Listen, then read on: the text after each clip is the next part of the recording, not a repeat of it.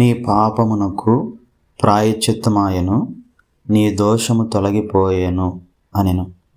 యెషయా గ్రంథము 6వ అధ్యాయము 7వ వచనం. ఈ వాక్య భాగము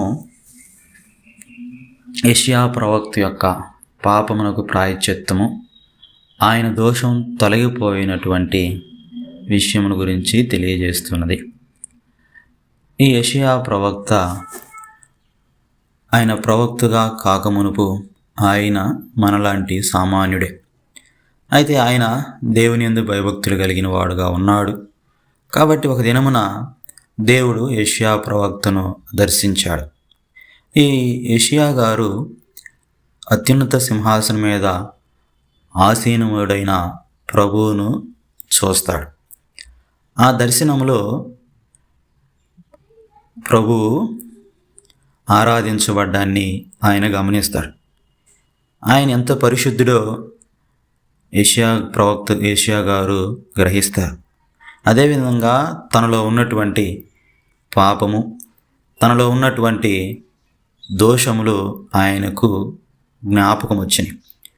దేవుని వైపు చూసినప్పుడు తన ఎంతటి అపవిత్రుడినో, తన జీవితంలో ఎంత లోపముందో గ్రహించి అతను తనలో ఉన్నటువంటి అపవిత్రతను బట్టి బిగ్గరగా కేక వేస్తాడు. అదే యెషయా గ్రంథం 6వ అధ్యాయం 5వ వచనంలో,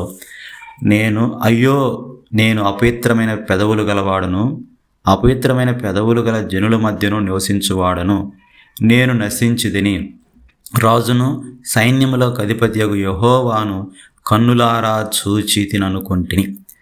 కాబట్టి ఈ వాక్య భాగమును బట్టి తనలో ఉన్నటువంటి అపవిత్రతను తను గ్రహించి, తన పాపమును బట్టి తను నశించిపోతూ ఉన్నానని తాను గ్రహింపగలిగి ప్రభు సన్నిధిలో ప్రభు వైపు చూస్తాడు. ప్రభు వైపు ఆయన పరిశీలన చేస్తాడు.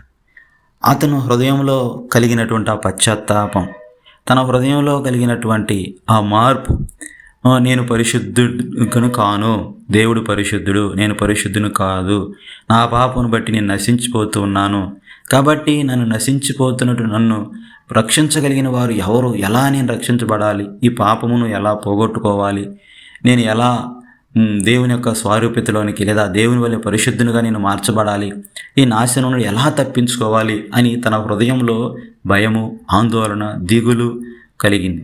అప్పుడు ఆ దేవుని దగ్గర ఉన్నటువంటి శరాపులలో ఒకడు బలిపీఠం మీద నుండి కారుతో తీసిన నిప్పుని చేతబట్టుకొని ఎగిరి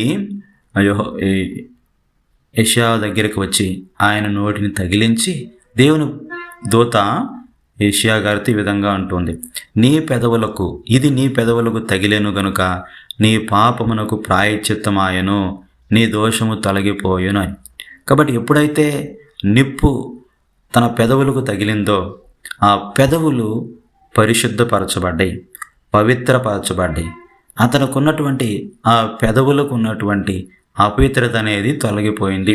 కాబట్టి మన జీవితంలో కూడా ఏ విధంగా అయితే యెషయా ప్రవక్త పెదవులు అపవిత్రమై ఉన్నట్లుగా మన యొక్క ఆలోచనలు అపవిత్రమై ఉండొచ్చు, లేదా మన తలంపులు అపవిత్రమై ఉండొచ్చు, లేదా మన చూపు అపవిత్రమై ఉండొచ్చు, మన ప్రవర్తన అపవిత్రమై ఉండొచ్చు. కాబట్టి మనలో అపవిత్రత ఎప్పుడు మనకు తెలిసిద్దంటే, మనం దేవుని వైపు చూసినప్పుడు, దేవుని సన్నిధిలో ప్రభు వైపు చూసినప్పుడు, ప్రభు పరిశుద్ధత వైపు మనం చూసినప్పుడు మనలో ఉన్నటువంటి లోపాలు బయటకు వస్తాయి. కాబట్టి ఆ వచ్చినటువంటి ఆ లోపమును లేదా మనలో ఉన్న అపవిత్రతను పోగొట్టుకోవాలి అంటే యెషయా ప్రవక్త వలె మనము కూడా దేవుని సన్నిధిలో ప్రార్థించాలి. అగ్ని అనగా దేవుని మాట. ఇర్మీయా గ్రంథము 23వ అధ్యాయం 29వ వచనంలో, నా మాట అగ్ని వంటిది కాదా, బండను బద్దలు చేయు సుత్తి వంటిది కాదా. యెషయా ప్రవక్త యొక్క పెదవులను పవిత్రపరిచినది అగ్ని. అగ్ని అంటే దేవుని మాట. దేవుని మాట అంటే యేసుక్రీస్తు వారే. యోహాను రాసిన సువార్త 1వ అధ్యాయం 14వ వచనములో, ఆ వాక్యము శరీరధారి అయి కృపాసత్య సంపూర్ణుడుగా మన మధ్యను నివసించాను. తండ్రి వలన కలిగిన అద్వితీయ కుమారుని మహిమ వలె మనము ఆయన మహిమను కనుగొంటిమి. కాబట్టి ఇక్కడ వాక్యం అనగా శరీరధారి అయి ఉన్నటువంటి యేసుక్రీస్తు వారు. కాబట్టి యేసుక్రీస్తు వారికి ఈ భూమి మీద మన పాపములను క్షమించే అధికారం ఉంది. ఎట్లనగా మత్తయి రాసిన సువార్త 9వ అధ్యాయం 6వ వచనంలో, పాపములు క్షమించుటకు భూమి మీద మనుష్య కుమారునికి అధికారము కలదని మీరు తెలుసుకొనవలెను. కాబట్టి ఈ భూమి మీద మన పాపములను క్షమించుటకు భూమి మీద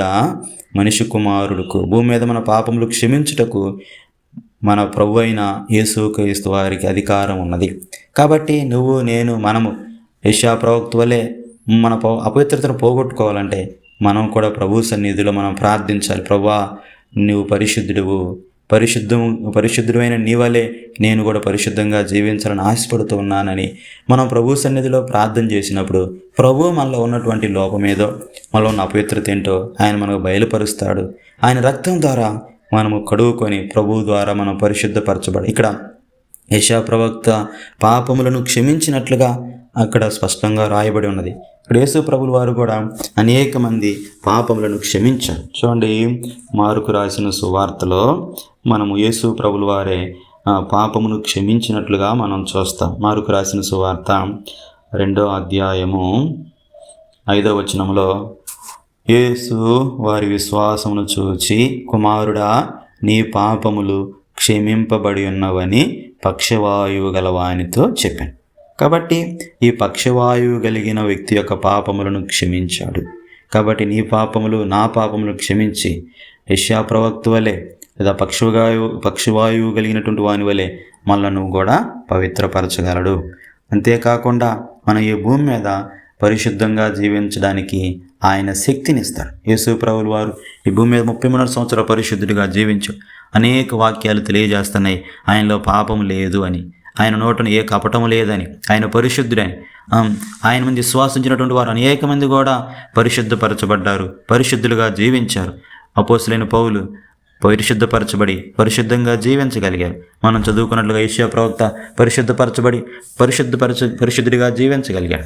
పక్షవాయువు కలిగినటువంటి వాడు యేసుక్రీస్తు వారి ద్వారా పరిశుద్ధపరచబడి పరిశుద్ధుడిగా జీవించగలిగాడు. కాబట్టి ప్రియమైన దేవుని ప్రజలారా, ఎక్కడున్నా ప్రభు సన్నిధిలో ప్రార్థించండి. మీ పాపములు విషయమై మీరు పశ్చాత్తాపడండి. ఆయన దగ్గర మీ పాపములు ఒప్పుకోండి, పరిశుద్ధపరచబడండి, పరిశుద్ధంగా జీవించండి, పరలోక రాజ్యంలో ప్రవేశించండి. Praise the lord.